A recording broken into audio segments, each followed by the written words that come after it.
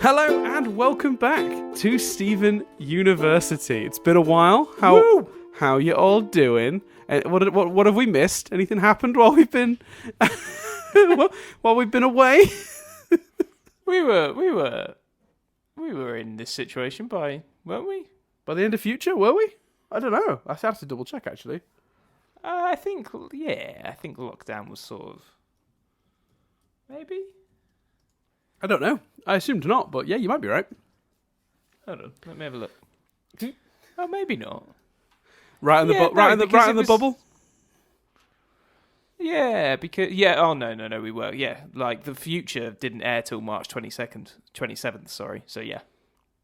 Right, so it was all just kicking off. But we're not in that naive stretched time though. At that point, where we were like, this will be a month. Kind of, yeah. So we were in the UK. We were in full blown lockdown, right? But it was a difficult scenario, or like the extreme that people were talking about was 3 months, and at that was like shielding people for 3 months, not general lockdown for 3 months, which is crazy if you think about it, because China locked itself down for basically 3 months at the time, so it would make sense that most places would have to follow a similar time frame. But yeah, I mean, and it's funny because like if you'd have told me back then you're out of work and you're not going to be back until at least August, I'd be like, yeah. What? So anyway, we're back. Stephen University has returned. Hope you're all... Hooray. Oh, we're not calling it... Oh, this is Stephen University, still the podcast title, but we're calling this Stephen Postgrad. We thought about continuing the great tradition of hiatus watch and calling it like indefinite hiatus watch, but this seemed right, didn't it, Postgrad? You've graduated. You've seen all of Stephen Universe and the subsequent Stephen Universe future. I feel like Postgrad makes sense. Yeah, plus it felt more positive than indefinite hiatus. Which felt, yeah, which feels like weirdly bleak. But that's, I think that suits the times, let's be honest. Weirdly bleak is how I would describe most people's lives these days, even at the best of times. So we're back. So you'll have noticed from the title, we're heading back to one of our, we're starting simple. We thought rather than getting into anything too meaty, we'd start with a nice simple rewatch episode. These are always a bit of fun. Sort of eases back into it. As far as we're aware, now in terms of scheduling, I don't think this is necessarily going to be every week going forward. Every other week, maybe? So only nothing but static weeks, Chris? We haven't really talked about it. We probably should have this conversation off air. But at least... that's what I was thinking. Yeah, but at least every couple of weeks... Going forward, we'll have a little Stephen University to drop for you. Yeah. There's a little tease to some things we've been thinking about doing. We've been talking about looking at that short run of comics that had Rebecca directly involved in and reviewing those. We've talked about going back through the comments to our reviews of the last episodes of Future, sort of doing a retrospective on those. There's a bunch of stuff we talked about, so there's and more revisits, obviously.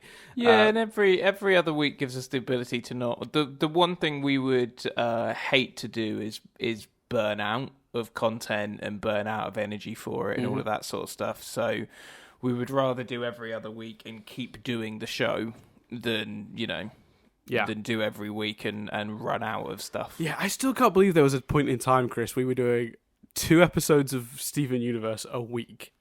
Alongside one episode of Fringe Observers a week. So that's 3 podcasts a week flat. Yeah, there was a nothing but static every other week. How did we manage that? How did we not die? So it would have been 2 NBS, 4 Fringe, and 8 Stephen University. So it was in total at our most manic. It was 14 podcasts a month. That's just insane. That's too much content. Which is crazy. We'd die if we did that now.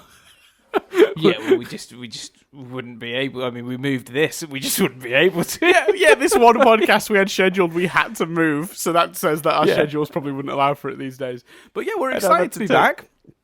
I still think at a certain point, like I think the idea of getting back to the concept of taking a show and doing it episode by episode isn't dead. I think, I think at some point when we have more time, or when other stuff's eased up, there's a chance we might do, like we've threatened in the past, look at another show like Avatar or something. But in the meantime, just dipping in and out of Steven University for periods of time while keeping up the Rewind Reviews thing seems like a really nice way to keep content flowing.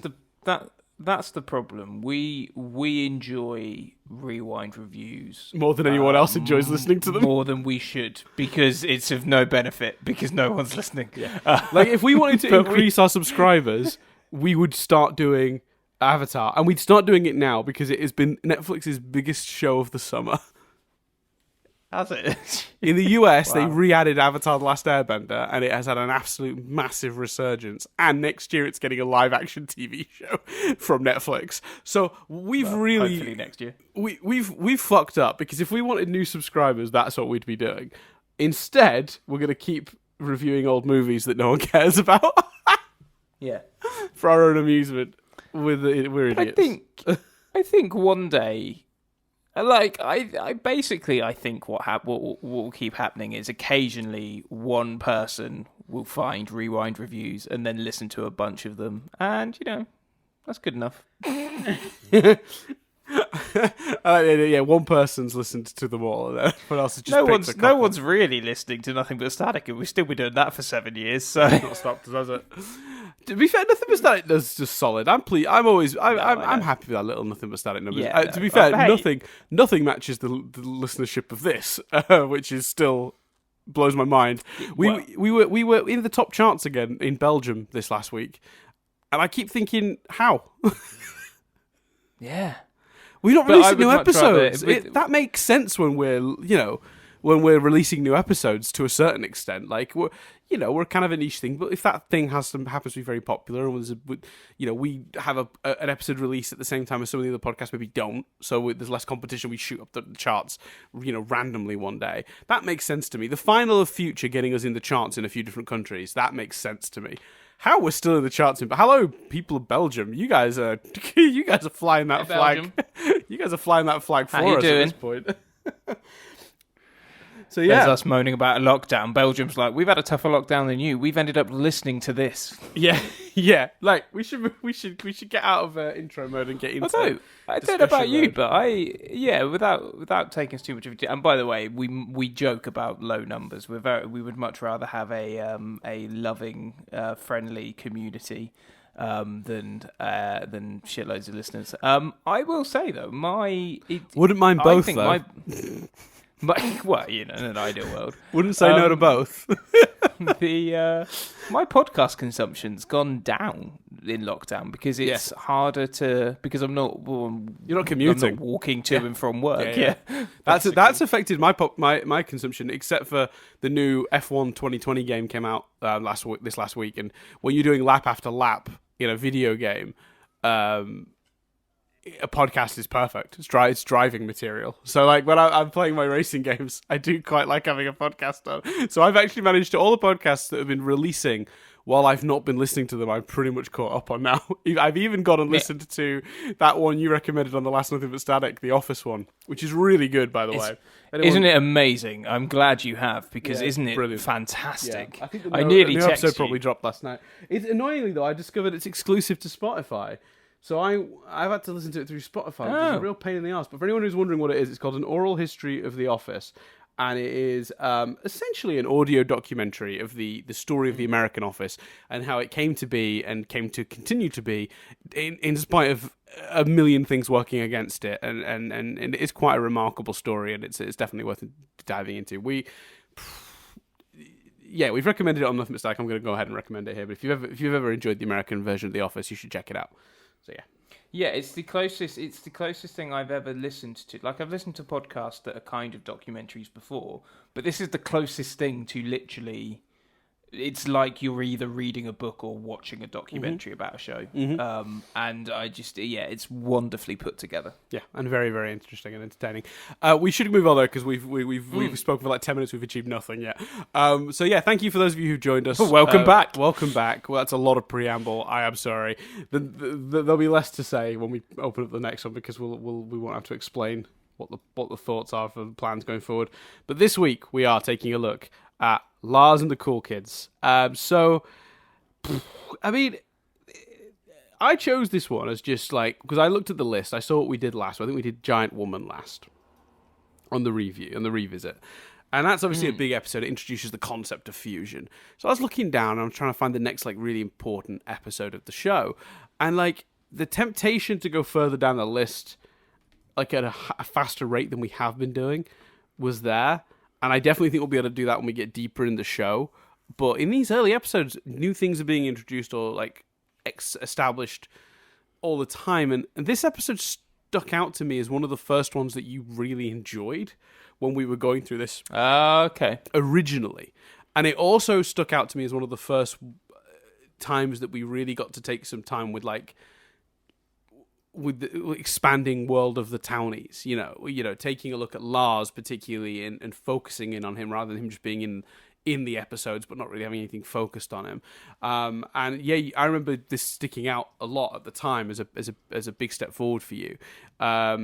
So I've gone back and listened to that podcast, and yeah, you literally say when you talked about this episode that you really enjoyed this, but because you hadn't had a handful of episodes at this level, at this quality, this felt unique rather than the standard. So it didn't increase your interest in the show any more than anything that had come before it was, because it was more of an outlier than, you know, the expectation. Does that make sense? Yeah. That's interesting, because obviously I didn't know your logic to choosing it. Yeah. And I could have just put it down to it's the first big Lars episode, but like I tried to put a bit more thought into it than that. What's interesting about that for me is when you said this, I thought in my head, I kind of went, oh, that makes sense. It's the first hint of Steven's relationship with plants, and it's the beginning of Lars coming round and being sort of less of a knobhead.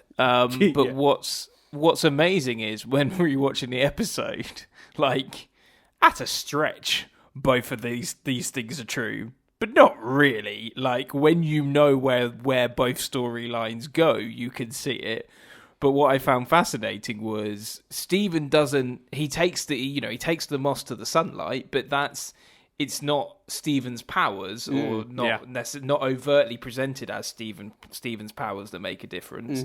And Lars has that great bit where the boss is taking over him, and he says Steven, and you think he's going to apologise, and he goes, "This sucks." And they have the high five thing at the end, but you don't, especially compared to where it goes, you don't feel Lars learns anything, and you don't feel like it's Steven's power. The relationship between Steven and the plants is, a powers thing.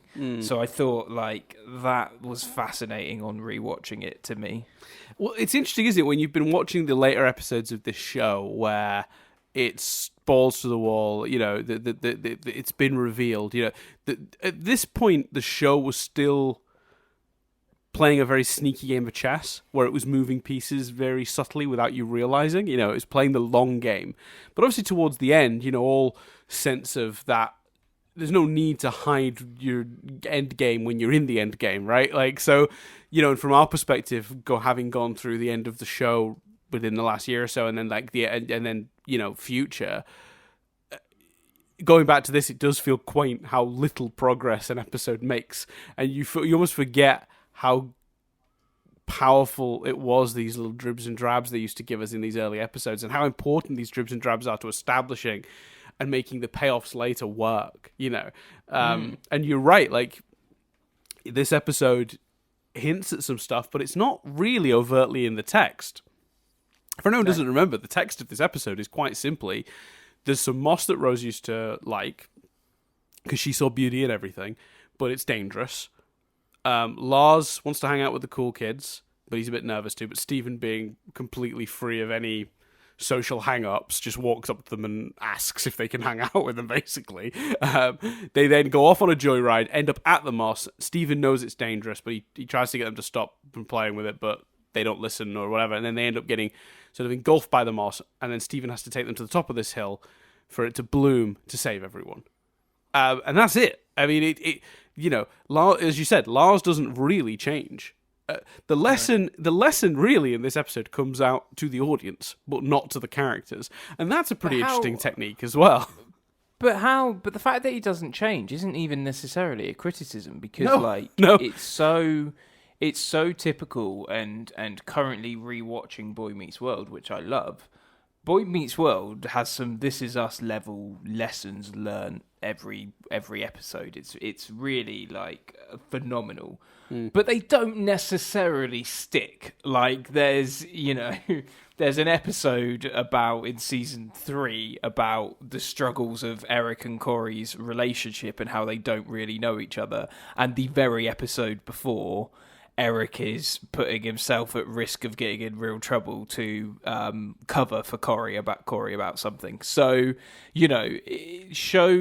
children's shows, isn't common for them to suddenly, for them to gradually teach people lessons. Animation as well. The Simpsons don't learn stuff week to week, or at least lessons don't remain week to week. So actually, the fact that he doesn't learn anything, the fact that is so slow and gradual is a really commendable thing, and compliment to the show. Yeah, because I feel like a lot of TV shows would they'd want the arc, wouldn't they? He starts, and by the end of the episode, he learns that trying too hard, he should just be himself. He shouldn't try too hard to make friends and be what he thinks they want them to be. They'll like him better if he's just himself, right? That should be the lesson. But in reality, no one learns lessons like that overnight in the course of a day. Number one, so there's a realism element to it as well. But two, because of that, it's more interesting to watch a character grow slowly over a series of circumstances that teach him this. But because you want to make sure the kids get the lesson, what this episode's very good at doing is, while Lars doesn't learn anything, the audience fucking does. Because it's very clear immediately that Steven being himself is making him very appealing to the cool kids. And Lars trying too hard and being what he thinks they want him to be, and liking the things they want to like and disliking the things he thinks they want him to like, rather than just being honest in himself, is clearly not working. So the lesson still gets taught. You know what I mean? So it's not like the show is suffering on that sense, because you could argue, if you don't put the lesson in properly and have the character learn it, how will the audience learn it? And I could see somebody making that argument, and you'd go, yeah, actually, there's a possibility you could really, with lesser writers, that could be a real danger. But this is such a well put together piece of television. It's so clear that what Lars is doing is wrong, and it's not even ambiguous to exactly what it is he's doing that is wrong. It's clear his behavior is ill thought out from the get-go. And I think even a child would pick it up. It's barely subtext. It's pretty much on display the entire episode. So I still think any kid that watches this is coming away with a lesson, even if Lars isn't. You know what I mean? So they get to have their cake and eat it too. They do. They get to have Lars not grow yet, but sow the seeds for that and make a really interesting point. And as you pointed out when we talked about this originally, you found it really clever because you were talking about, and you were shocked because you compared it to you compared it to Harry Potter, and you were like, I can't believe I'm comparing this show to Harry Potter, because at the time you still weren't 100% on board. You really liked that it didn't talk down to its audience, and you sort of complimented it for capturing something honest, because you said, guys just like that. And I don't know if that struck you as strongly on this viewing or not. What, just like Lars? Yeah, you were referring to Lars. I didn't write down the exact quote this time because I found that I was wasting a lot of time when we were doing these previously, writing down exact quotes. So instead I summarized what you were saying because it seems easier. No, I just think it's an interesting, I don't know, I'm intrigued. I'll have to listen back to it because I'm intrigued whether what I actually meant was I've been Lars. As opposed to I don't, do you know what I mean? Like, because I certainly wasn't the fucking cool people that were trying to be impressed by a Lars figure. right. Yeah, but I mean, I've certainly, look, we've all been Lars. We've all tried too hard to impress someone that we like, that we'd like to think more of us. You know, I think we definitely all know that guy as well. Like, for Yeah, sure. I think actually I know what I was referring to there. I think I've got a group of friends, and there's one figure that was always, we were the in-betweeners. We were talking about this the other night, actually. We were definitely literally the in-betweeners, but there was one figure in the group that has a connection to someone who was part of the cool kids, who was literally one of the cool kids.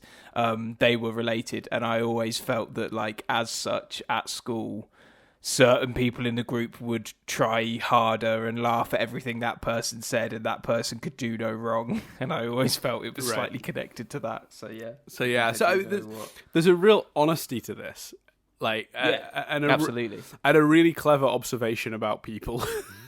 Lars, before he learns these lessons and becomes the character we sort of end up knowing and loving. It's really interesting to see what humble beginnings he has, but also what, like, totally relatable beginnings he has, but also really awesome that if you think about it, like, I think the show does it for a gag more than it does this with any kind of deliberacy. I don't even know if that's a word.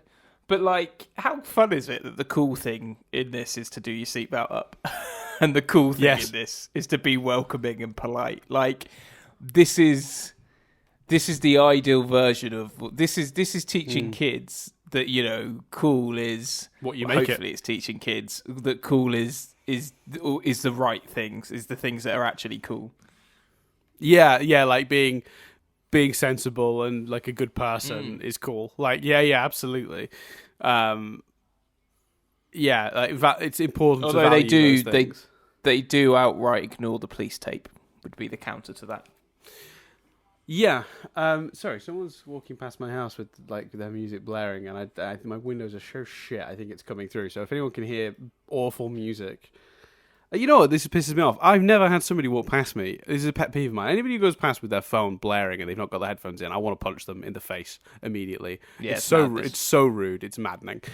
But have you noticed that it's never people with good taste in music either? Never. It's always the absolute worst music. Yeah. Sorry, they've gone now. I don't know if they might pick that up. If it did, I'm very sorry. 100% agree with you. But I've never tape got it thing either. Like, I've never got why. Now, admittedly, some of my music taste would make people question, but I've never. Why draw attention to yourself? Like, what is the purpose? Like, no one wants to hear your music. So why? Why would you just walk around blaring your music? Yeah, it's like it's almost like arrogance. Like, my taste is so Admittedly, good, you're all gonna want to hear this. Admittedly, I often have my headphones up so high that people can hear it. I've definitely done that by accident before, not realised. Because obviously you put the headphones on, you don't realise what people can and can't hear. And I've definitely gotten looks that have told me I probably need to turn down what I'm listening to. Yeah. The one that got me, I saw a video online, it was really funny. It was somebody on a train had like a Bluetooth speaker. They were blaring music on a train and everyone was getting really fed up and people were asking him to turn it down and he wasn't doing. So somebody connected to it and started playing like...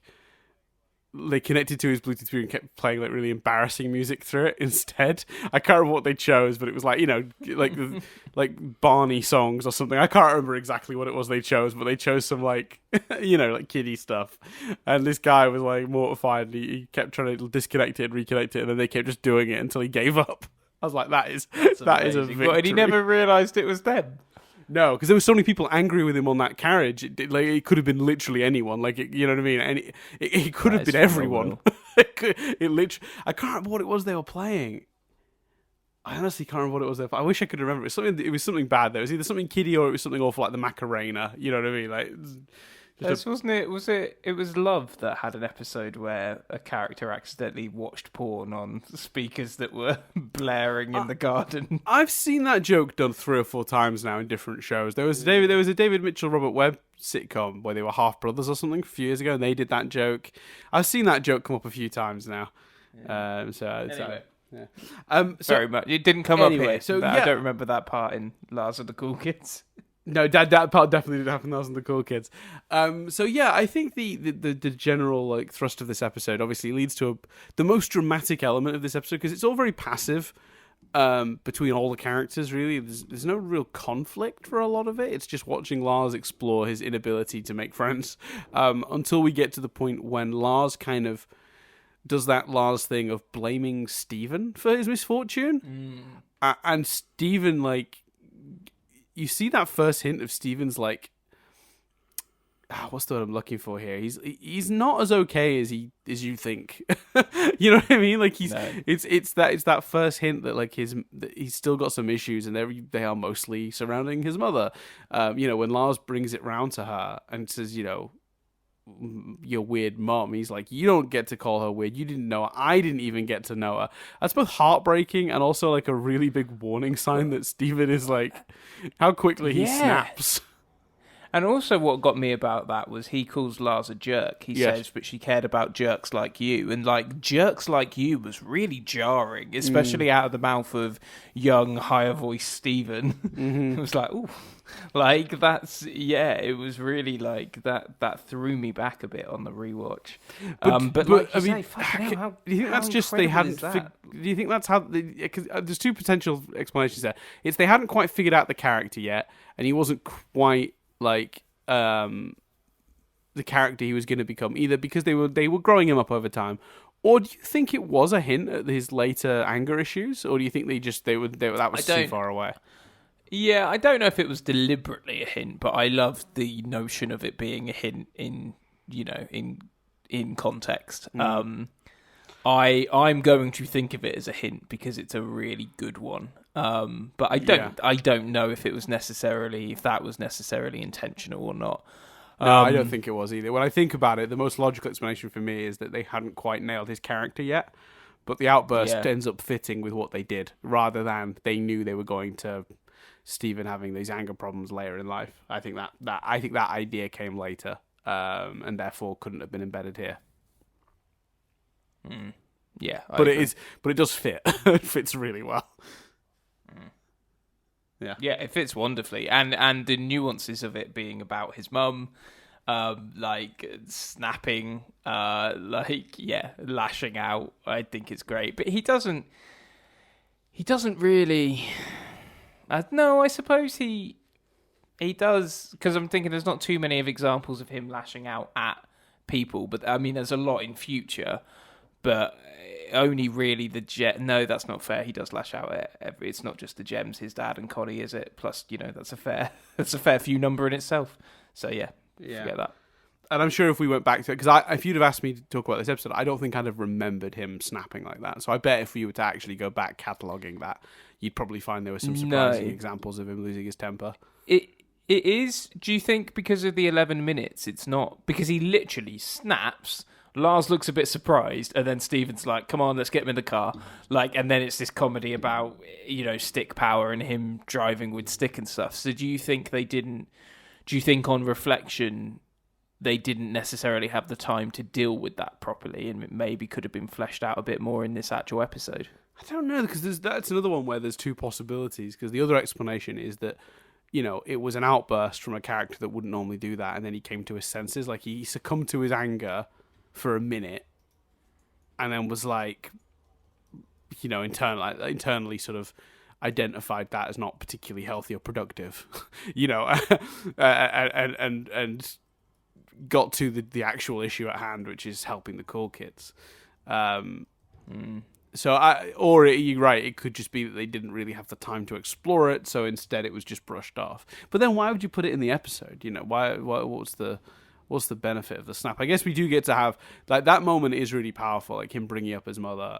It really does show you early on that even then he's got some hang-ups relating to her. I mean, as any kid who didn't get to know their mother would have. It's easy to forget that, like, a lot of Steven's problems are actually, like, really, like, until the later seasons when it's more about, like, what do you do when you've, achieved the thing you're going to achieve at such an early age, do you know what I mean? Which is what the later seasons and Future deals with, particularly Future. But here, like, his issues are obviously all related to his mother, and there are lots of kids out there who very unfortunately grew up without parental figures of any kind, or without a mother specifically, and it's such a weirdly relatable problem. Like you forget because you just always assume his problems are all like sort of magic based.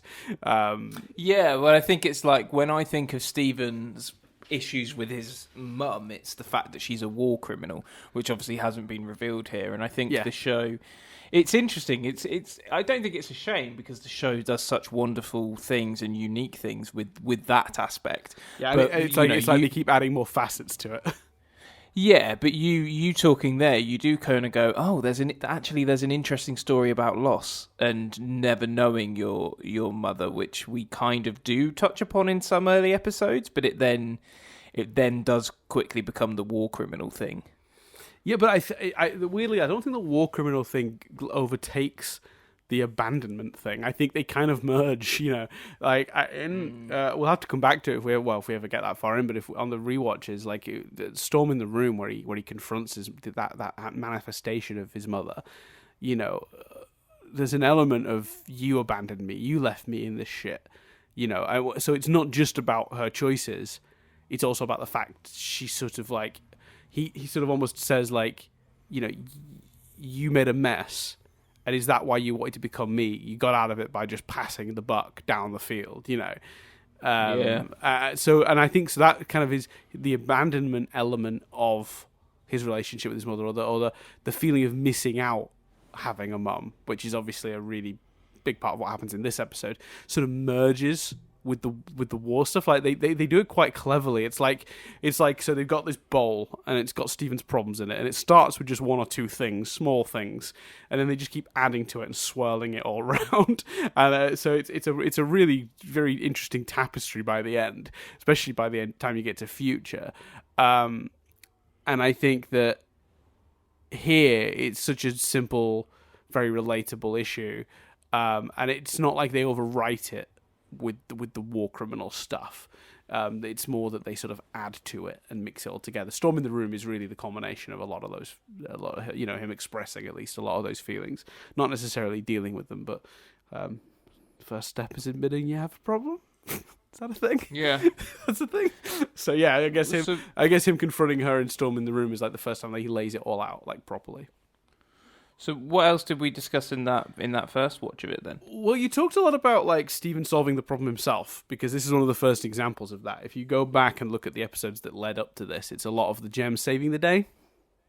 And the gem solution in this episode is fundamentally useless. Yeah, well, I mean, when I was watching it, that really struck me. It's quite a funny episode. There's a few really good gags early on, one of which being Pearl saying she has a solution, doing a big pose, a big, rising music, a magic thing, and she just ends up producing police tape from her gem, and then they just go and wrap it. But to be fair, there is a line. It's easy to miss, or it's easy to sort of like not take it, but like, basically what they say as they're leaving is, now let's go think of an actual solution. So I think the premise is they don't know what to do immediately.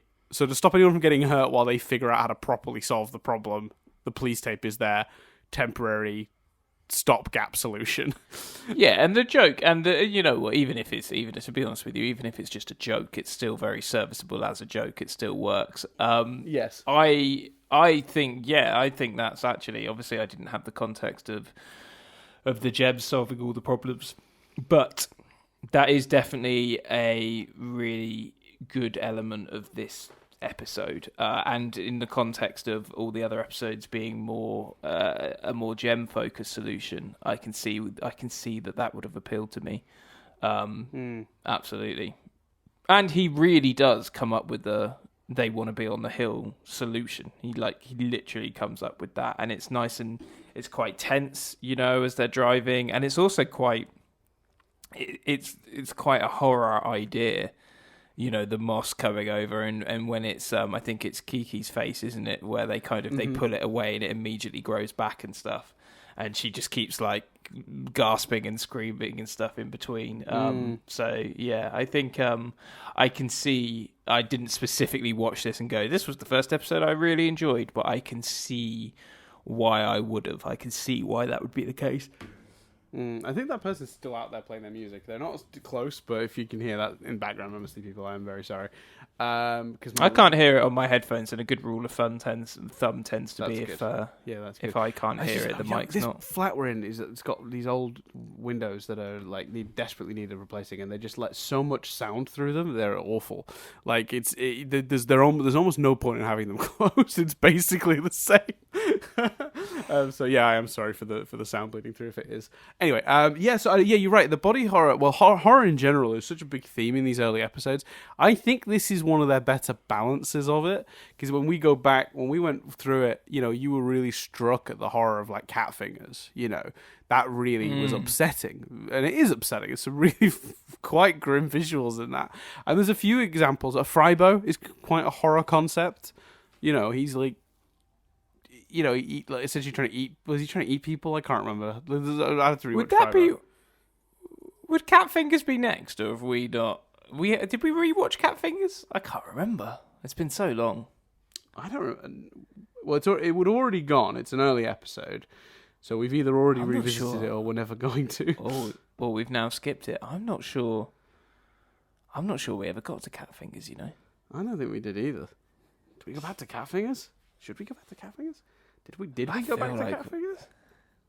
No, we can't have missed it. We must have already gone back. There's no way we didn't. We did. Let me look it up. Yeah. Steven University. Cat Fingers. People are going to be disappointed when they see that we're back and it's apparent that we're back. But we would have missed it already. Like we would have already skipped it, surely. I'm doing a U. I'm having a look. I can't see if I can't really see. Hold on, I've got the... Oh, pause that. The movie... No, I don't think... There's Revisiting Giant Woman. Which is also after Cat Fingers, isn't it? So let's go back a bit we further. must have done it. Well, you'd hope. Oh, here we go. Revisiting Bubble Buddies. Revisiting Cat Fingers. There you go. Hiatus Watch 11. We did do it. We already did it. We already went back. Okay, cool. You've already suffered through that a second time. I'm not going to make you do it a third. But my point stands, which is like the horror in this episode is subtler, and I think it's probably better. Like, look, as much as I think I defended the use of horror in those episodes as being effective, which it is, it's more in tone with the show to have it be a bit subtler. Do you know what I mean? Because this level now, the level from this episode where there's genuine feeling threat is about right. Because you go forward and you look at like the very last episode, so you look at Change Your Mind. The moment she removes the gem, that's pretty horrific. And that's the very last episode of this run. So they don't lean out of the horror ever. I think they just toned it down, and this might be one of the first episodes where they found a better balance. Yeah, I think that's fair. Rather than I just say that we revisited Cat Fingers the episode after our Zach Callison interview. On reflection, what a weird. Like, it's just like for anyone involved in the show happens to listen to the Zach Callison interview, it would have been so much better if the Dove Self-Esteem Project episode had come after the Zach interview, not re-shitting on Cat Fingers. What's funny about that is, though, we had told people we would finally hit doing Cat Fingers, and then because we were fingers crossed, like we didn't know the Zach Callison interview was going to happen for sure. It was always sort of like, let's not talk about it until it's happened. Let's get it in the can. Yeah. Let's, you know what I mean? Like if we promote it and then it doesn't happen, we're just going to look like a bunch of dicks. So we had scheduled and recorded that. I remember this now, the Cat Fingers episode, because if memory serves, the intro to the Zach Callison one is, we're really sorry we haven't finally done the Cat Fingers revisit you've all been begging for. This is all coming back to me. But hopefully this will make up for it because it's our Zach Callison interview. We were like, this is like the only thing we could have bumped the Cat Fingers revisit for. I remember that now. You want to wow? You want to know an insane fact I've just discovered? Go on. No. The Honey I Shrunk the Kids review has got way substantially more views than the Zach Callison interview. Yeah, I think it's because people think it's the movie. Oh, that makes sense, given the thumbnail and the length of it. Yeah. Yeah, because it's our second highest viewed. Sorry, we keep going on tangents. We're so sorry. Like maybe it's not having done Steven University in a while. Although I think this is interesting. It's our second most viewed video ever. Our first is the top 5 Jim and Pam moments video, but it's had 42,000 views of Honey I Shrunk the Kids and 28,000 views of the review of Honey I Blew Up the Kid, and then our review of Change Your Mind Part 1, 9.3k. Yeah. Gem Glow, the first episode, 8.9, and then the Callison interview, 7.6. Yeah, wow. And all of those Steven University ones have double, if not triple, that through because that's worth saying. That's not actually a reflection on how many people have listened to the podcast. So this is frustrating, just YouTube views. actually, about that, and this always annoys me. It doesn't annoy me. It's just like one of those we've set this up in such a way we've set this up to intentionally fail. Like people find it on YouTube, which is great. That's how we've grown our audience base. But eventually, when they find it on YouTube, they move to the audio platforms because there isn't much to the visuals, so there's no point in watching it on the video form, in the video format. And then they stop watching the YouTube one. So the YouTube numbers always end up stabilizing, unless it's a very special episode that gets picked up elsewhere. The YouTube views always stabilize at around between 500 and 1,000. There's a few really exceptional episodes that have gone over 2,000-3,000, but the audio version just grows and grows and grows. But we don't get any money from the audio version, so we sort of shot ourselves in the foot. But there you go. Oh dear. The lowest, there will be lower YouTube videos because none of the Once Upon a Time reviews are on here. But what I love is the lowest video on if you've sort the videos by most popular, the lowest video is the hiatus watch episode where we just randomly talked about different ships of Steven Universe, and I looked at that and went, that probably deserves to be the lowest ranked episode. That was a fun episode. I had a lot of fun doing it. It was good fun. I think the absolute lowest that we have though of any of our content, other than the Once Upon a Time stuff, looks to be Rewind Reviews 9, the Snowman one. Oh, that's a shame. 36 views. Man, no one is listening to Rewind Reviews. No. Well, to be fair, it does okay on the audio platforms. Again, it's doing better on audio than it is on thingy. But there you go. Anyway, back to the episode.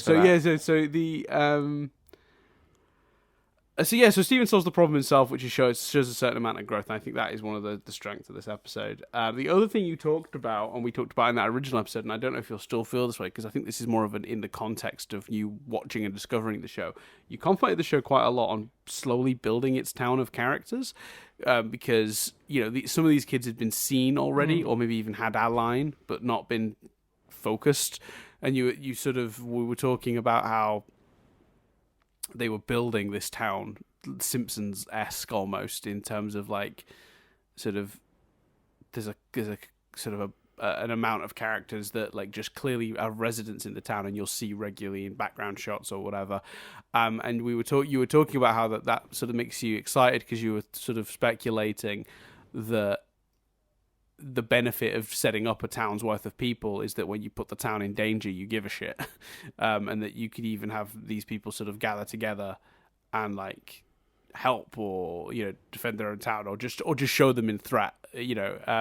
Having now seen how that all plays out with the show being finished, how do you feel about that idea now? And do you think that's what they were doing when they were setting up the townsfolk here, or do you think they were just? Yeah, definitely. Yeah, I think so, and I think they did that beautifully. I think that did prove to be one of the best executed elements of the show. Mm-hmm.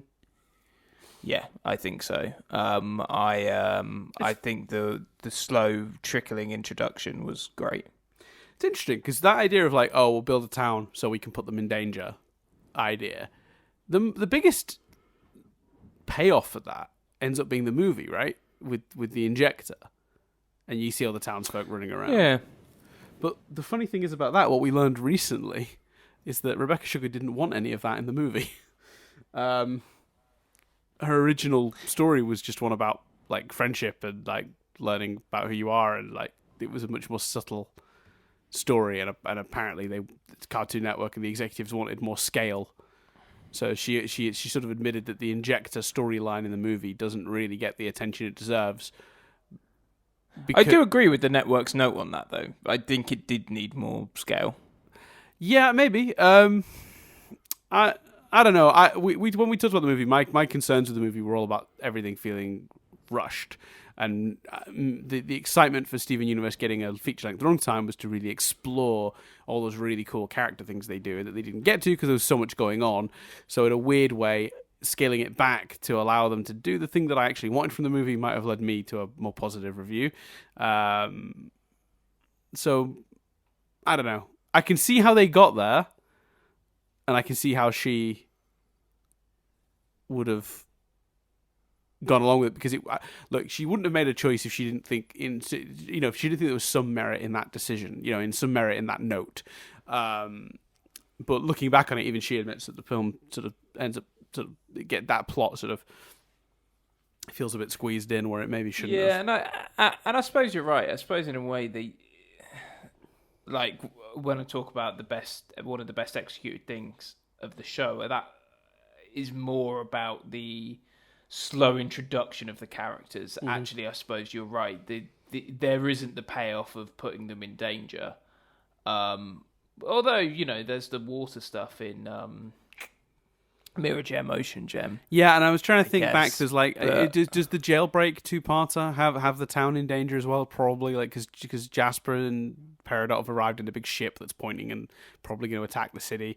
Don't they evacuate the city at some point as well? And Steven comes back to defend the gems. That might be in that two-parter. So I guess they evacuate as well with the cluster when that's growing and about to burst. Maybe, yeah. So maybe I'm wrong, but I think funnily enough, and it might just be the proximity because it's the one I've seen most recently. But because a lot of the final happens out in space, that episode sort of feels like that idea of create a town so that you can put them in danger and care.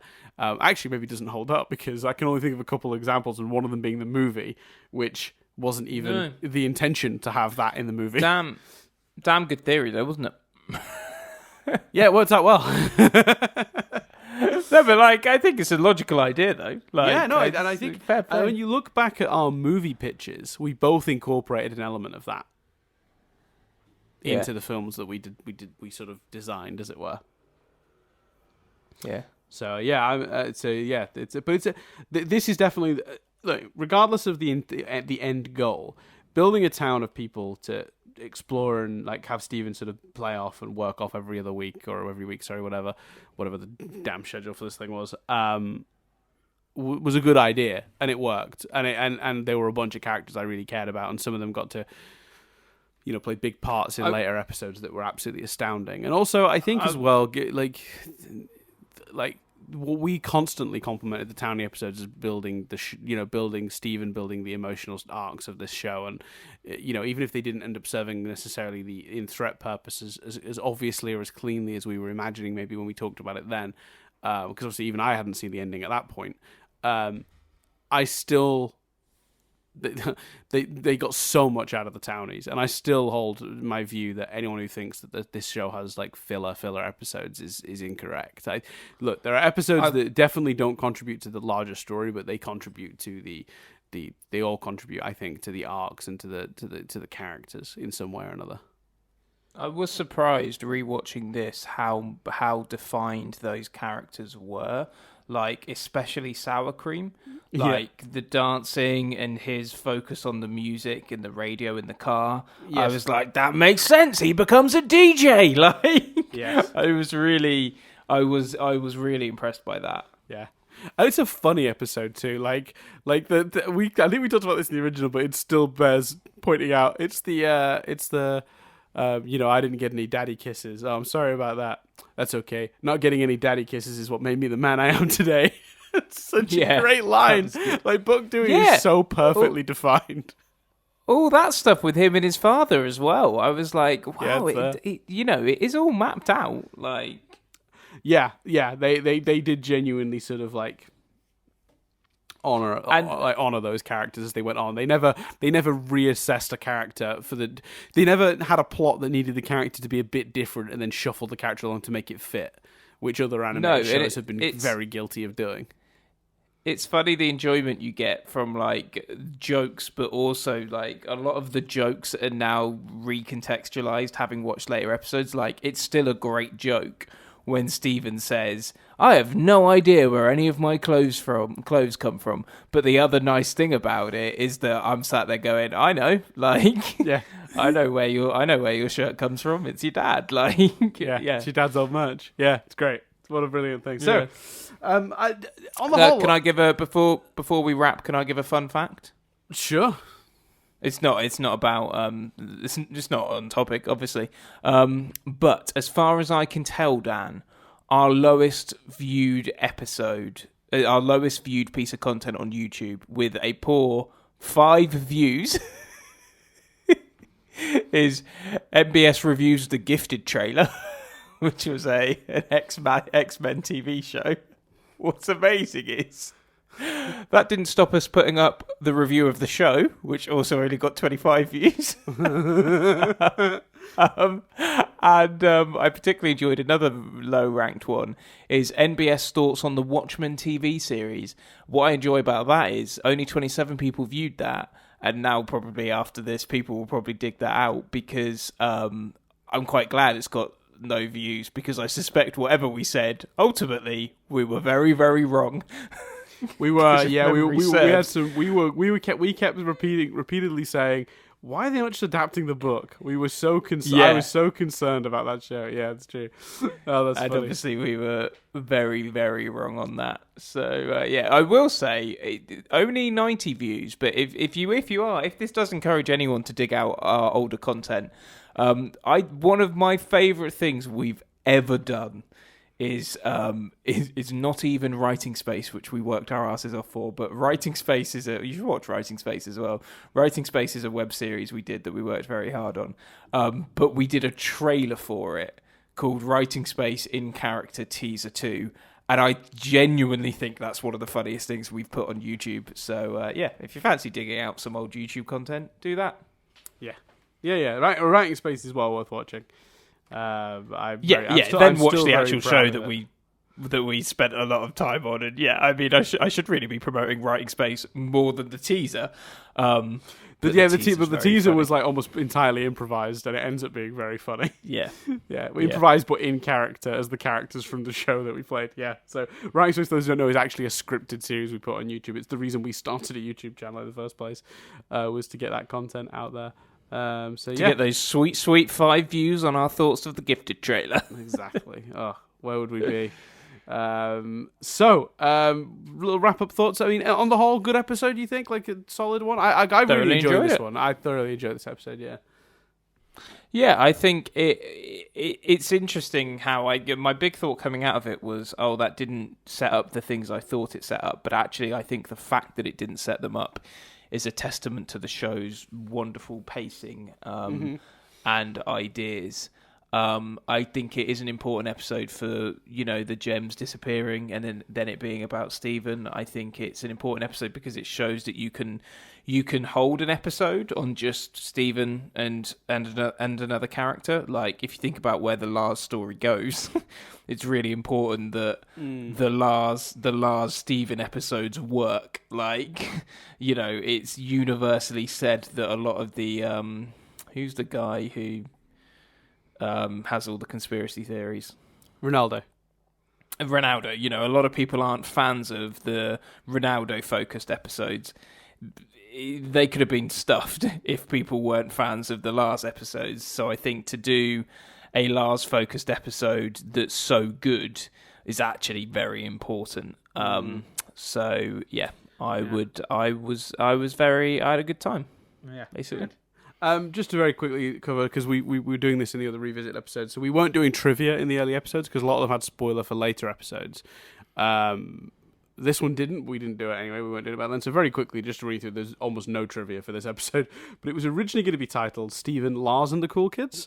They took Steven out, obviously refocusing it on Lars, but also because the title is actually a reference to the 2007 film titled Lars and the Real Girl, which I think, if I remember rightly, is a Ryan Gosling movie. And I'm just double checking that because I now want to know that that's the case. I'm a bad person. I should look this up first.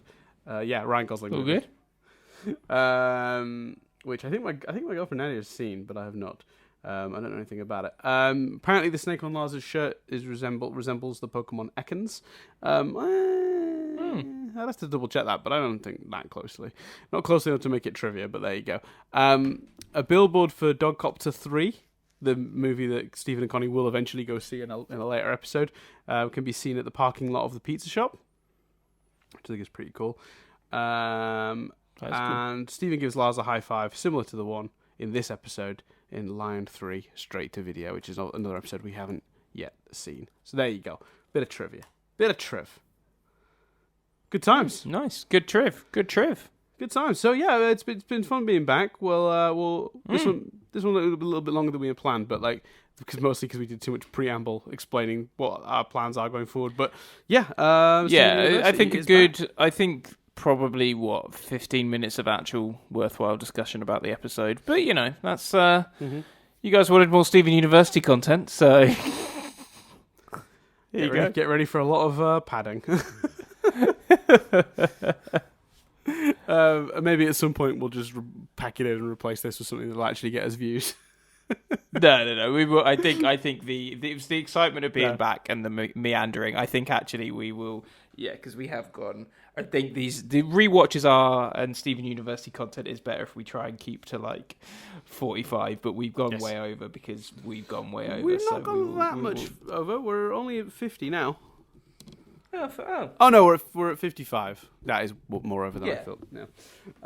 So anyway, we'll keep it under an hour. If you've got any suggestions for content we can cover in this time, now we're sort of free to do some random stuff. Or if you've got a topic you want us to talk about, a question about the show, something, any element of the show you'd like us to discuss or our thoughts on, stick it down below in the comments, and we will take a look. I'm very excited. There's plenty of stuff we can tackle. Yeah, so we're back. We'll see you guys in a couple of weeks, and obviously, Rewind Reviews will be returning. For those of you who do enjoy that, for the 10 of you that still watch those, 34 views on literally 81 on Back to the Future, 44 on Back to the Future Part 2, 34 on 3. Although, as you say, a lot of people listen to that podcast on by other means. Yeah, I've had a look at the podcast, the Spotify and stuff numbers, and they're higher. So yeah, it's audio content on a YouTube. So we shouldn't be surprised that people are eventually just switching over to the audio platforms. But if you've got any things you want us to talk about, Steven Universe related, or anything you think we should be looking at and discussing, then stick it down below. Suggestions very welcome. But in the meantime, that will be all for this week. So I have been Dan Doolan. I've been Chris Billingham, and we'll see you in the next one for more Steven University. Postgrad. Oh, that was a great joke. That was a great joke as well. Are you still recording? Yeah, yeah. When Lars was like, be cool, and Steven was like, poo, poo, poo. That was a great joke. That episode was funny. Great. It was a good episode. Great joke. I had a good laugh. But it was a little extra bit, I guess, we've just done by accident. Oh no, put this before the credits so people hear it. No, so now I've got to do the end again. Alright. So, I've been Dan Doolan. I've been Chris Billingham. We'll see you in a couple of weeks' time for more Steven University.